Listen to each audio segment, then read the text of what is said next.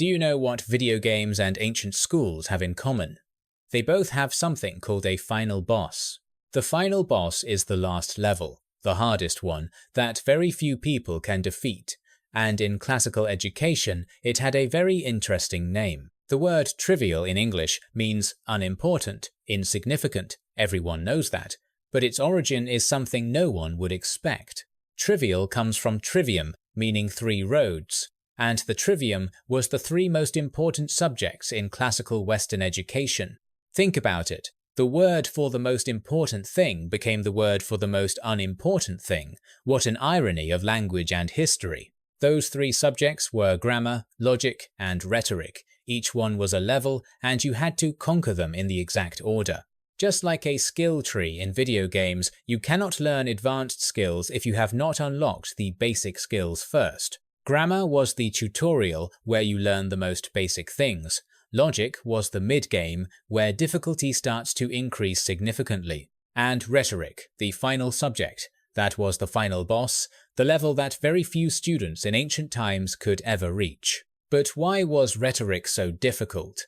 Why was it the peak that most students could never achieve in their entire lifetime? To understand that, we need to go back 2,500 years to the time of the greatest Greek philosophers.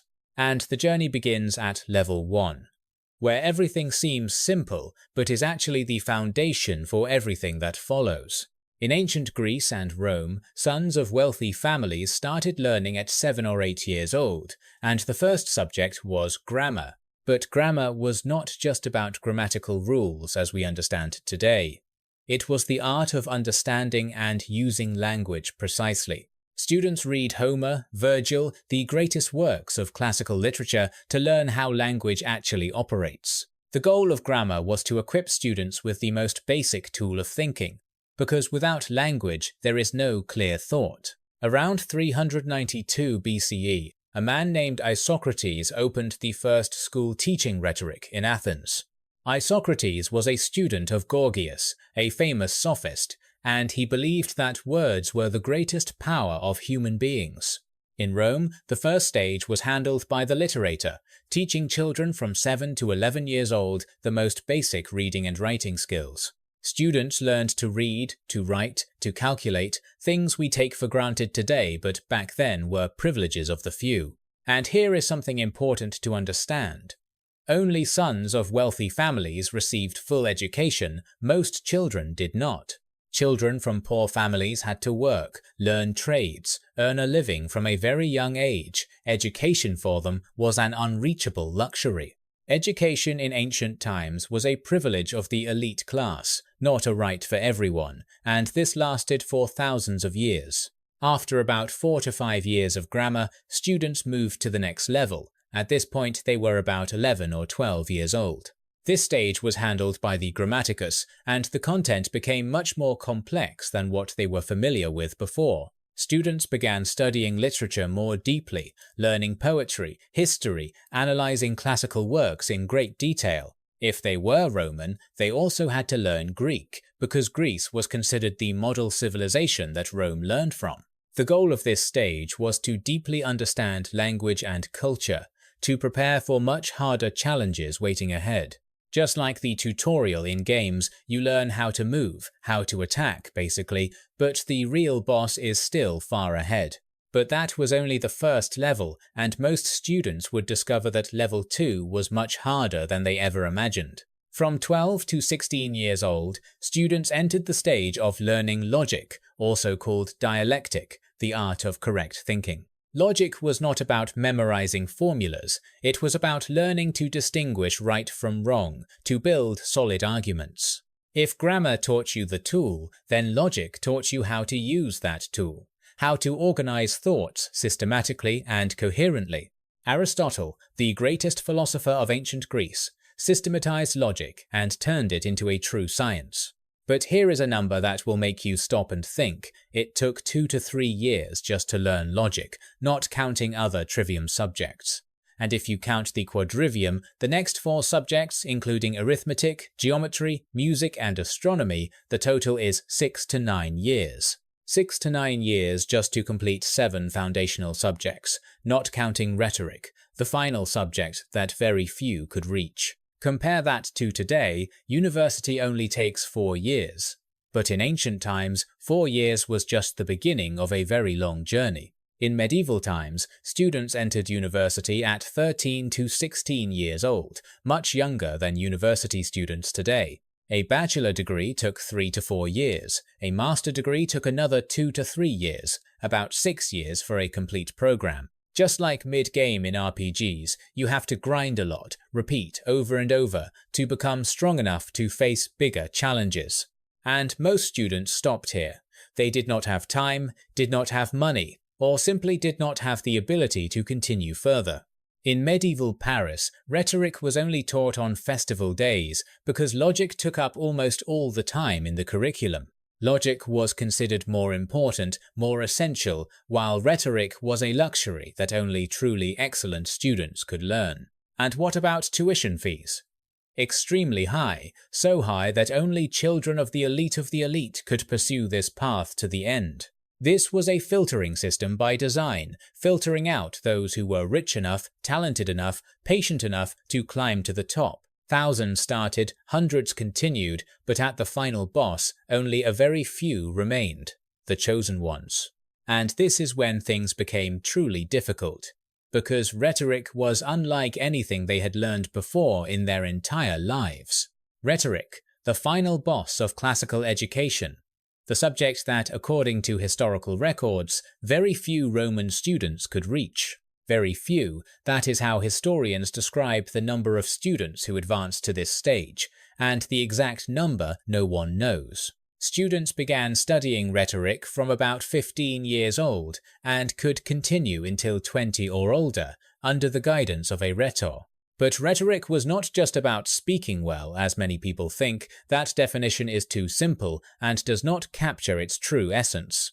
Aristotle defined rhetoric as the art of finding all available means of persuasion in any given situation. Not just words, but the combination of ethos, pathos, and logos, the 3 pillars of persuasion that Aristotle systematized. Ethos is personal credibility, pathos is emotion, logos is logic, and a good orator must master all 3, missing none. To achieve that, students had to synthesize everything they learned before, grammar for language, logic for reasoning, all perfectly combined. And they had to learn many more things. Geography, music, philosophy, literature, mythology, geometry, all in one program. But here is the strangest thing. There were no formal schools teaching rhetoric. Students had to find private tutors and pay separately for each lesson. The cost of hiring a rhetor was enormous, so high that only the wealthiest families could afford it. Everyone else had to stop here. And here is what makes everything interesting. Because the founder of the first rhetoric school had a secret no one would expect. Isocrates, the man who opened the first rhetoric school in Athens around 392 BCE. He was born in 436 BCE into a wealthy family in Athens, studying with the most famous sophists of his time. But Isocrates had a very big problem. He had a weak voice and was terrified of standing before crowds to speak. He could not deliver speeches in public himself, something an orator absolutely had to do to succeed in society. Think about it. The founder of the first rhetoric school in history was someone who could not practice rhetoric himself. What an irony. But instead of giving up, he chose a different path. He wrote instead of speaking, creating model speeches for students to imitate and learn from. His school only accepted 3 to 9 students at a time, a number so small it showed this was truly education for the elite among elites. Isocrates' tuition fees were recorded as the highest of his time. Only the most noble families could afford to send their children there. His method was imitation, learning by copying perfect model speeches he had written, then gradually developing their own style. His famous students like Theopompus and Ephorus became outstanding historians and orators of ancient Greece. And Isocrates' legacy influenced those who came after, including Cicero and Quintilian, the 2 greatest names in Roman rhetoric. So why was rhetoric so difficult? Because it required synthesis. Not just knowing, but knowing how to present what you know. If we consider the brain like a computer, grammar is input, logic is process, and rhetoric is output, you need all three to function completely. You must both master the truth and know how to present that truth so others believe and follow. This is the hardest skill of all. And this system was not randomly difficult. It was designed to create inequality intentionally. Only the elite learned rhetoric. Only the elite controlled words, and whoever controls words controls society. Simple logic. In 78 CE, Emperor Vespasian did something unprecedented. He paid a state salary to a rhetoric teacher.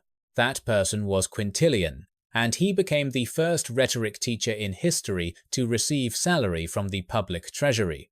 This could be considered the first step toward public education. But in reality, rhetoric still remained only for the upper elite class. So, those who dedicated their lives to rhetoric, what is their legacy, and what can we learn from them after 2,000 years? Isocrates lived a very long life, nearly a century. He died in 338 BCE at 98 years old. That year, the Battle of Cheronea took place. The Macedonian army under King Philip defeated the allied Greek city-states devastatingly. Greece lost its freedom, the thing Isocrates had spent his whole life defending with his pen, with his writings calling for unity, and he chose to leave on his own terms. He starved himself to death because he could not bear to see Greece on its knees. 98 years of life, dozens of excellent students, a school for the ages, and finally a death for freedom. That is Isocrates' legacy. Cicero, the greatest orator of Rome, who learned from Isocrates' legacy through Greek teachers in Rome. He is considered the one who elevated Roman rhetoric to its peak. His speeches are still studied to this very day. But in 43 BCE, Cicero's political enemies hunted him down, and his end was utterly tragic. Cicero's hands, the hands that wrote the greatest speeches in history, were cut off and displayed publicly at the Forum. They even stabbed pins into his tongue as a warning. This is the fate of those who dare use words against power and the powerful. The very hands that wrote, the very tongue that spoke, now displayed as trophies for everyone to see and fear into silence. But ironically, those who killed Cicero have been forgotten, while Cicero is still mentioned after more than 2,000 years of history. Because words have power that transcends time, his writings still exist, still read, still studied at every university in the world. And their legacy does not stop at books. The educational system they created still influences us after more than 2,000 years. Modern universities still have liberal arts programs, still teach critical thinking, still value communication and persuasion skills. Public speaking, debate, persuasion, the skills that rhetoric taught, are still the highest paid skills in the modern world. What is LinkedIn if not ethos, building personal credibility? What are TED Talks if not rhetoric in its most modern form? Ethos is personal brand, pathos is emotional storytelling, logos is data-driven argument, all rhetoric under new names. Isocrates turned his greatest weakness, being unable to speak before crowds, into a legacy lasting over 2,000 years of human history. Because he could not speak, he wrote, and writing endures, while spoken words fly away with the wind and no one remembers anymore. The final boss of classical education, rhetoric, is still the final boss of the modern world, because whoever persuades others holds power. Knowing how to think correctly is logic, knowing how to speak well is rhetoric. But combining both is the true power that few can possess.